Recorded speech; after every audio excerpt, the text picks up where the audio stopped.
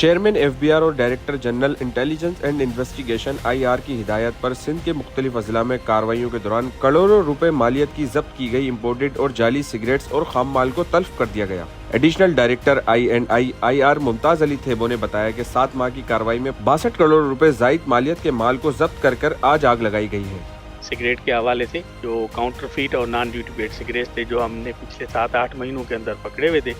इसमें तकरीबन 3000 से ऊपर कार्टन्स थे और इनकी मालियत जो है वो मिलियंस में थी। तो ये हमने तकरीबन जो है वो हैदराबाद डिवीज़न, मीरपुर डिवीज़न और नवाबशाह डिवीज़न के मुख्तलिफ उससे